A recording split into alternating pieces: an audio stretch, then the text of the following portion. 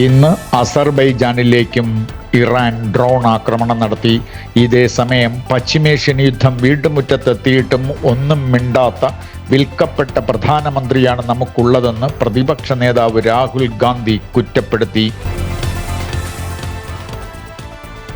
IT മിഷനിൽ നിന്ന് മുഖ്യമന്ത്രിയുടേതായ സന്ദേശം പോയതിൽ എന്ത് തെറ്റെന്ന് ഹൈക്കോടതി ചോദിച്ചു. DA സന്ദേശത്തിൽ എന്ത് നിയമവിരുദ്ധതയാണുള്ളതെന്ന് കോടതി ആരാഞ്ഞു. ബെച്ചു കുര്യൻ തോമസ് വിധി പറയാനായി കേസ് മാറ്റിവച്ചു. പത്രങ്ങളിലൂടെ PRD ഗവൺമെന്റുകളെ താരതമ്യപ്പെടുത്തി നൽകിയ പരസ്യം വിവാദമായി. സർക്കാർ ചെലവിൽ ഇത്തരം അടിസ്ഥാനരഹിതമായ പരസ്യങ്ങൾ പാടില്ല എന്ന് രമേശ് ചെന്നിത്തലയും VD സതീശനും പറഞ്ഞു. UDF ഗവൺമെന്റ് വന്നാൽ നടപടി നേരിടേണ്ടി വരുമെന്നും VD സതീശൻ ഓർമ്മിപ്പിച്ചു. അങ്കമാലിയിൽ ജസ്ലിയ ജോൺസണിനെ ഇടിച്ചു തെറിപ്പിച്ച വാഹനമോടിച്ച doctor Cyriac P. George Kottayam sessions കോടതിയിൽ മുൻകൂർ ജാമ്യാപേക്ഷയുമായി എത്തി. മുഖ്യ തിരഞ്ഞെടുപ്പ് കമ്മീഷണർ ജ്ഞാനേഷ് കുമാർ ഇന്ന് ഉച്ചയ്ക്ക് കൊച്ചിയിലെത്തി.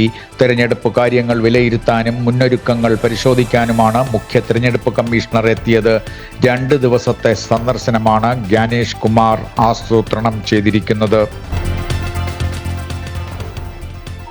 ആലപ്പുഴയിൽ ഇടഞ്ഞു നിൽക്കുന്ന CPM നേതാവ് G. സുധാകരനെ തിരിച്ചു കൊണ്ടുവരാൻ പാർട്ടി നേതാക്കളുടെ കഠിന ശ്രമം തുടരുന്നു.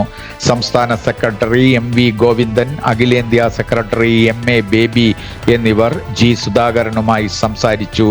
അടുത്ത ദിവസം തന്നെ ആലപ്പുഴ എത്തുന്ന മുഖ്യമന്ത്രി പിണറായി വിജയൻ G. സുധാകരനെ കാണുമെന്നും സൂചനയുണ്ട്. ഡോക്ടർമാരുടെ സമരം ഒരാഴ്ചത്തേക്ക് മാറ്റിയതോടെ സർക്കാർ ആശുപത്രികൾ സജീവമായി. മന്ത്രി വീണ ജോർജിന്റെ ആവശ്യപ്രകാരമായിരുന്നു സമരം ഒരാഴ്ചത്തേക്ക് മാറ്റിവച്ചത്. കേരള സ്റ്റോറി 2 സിനിമ ബോക്സ് ഓഫീസിൽ പൊളിയുന്നു എന്ന വാർത്തകൾ. കഴിഞ്ഞ സിനിമ കേരള സ്റ്റോറി നേടിയ 302 കോടി രൂപയുടെ സ്ഥാനത്ത് വെറും 20 കോടി മാത്രമാണ് ഇതുവരെ കേരള സ്റ്റോറി 2 നേടാനായത്.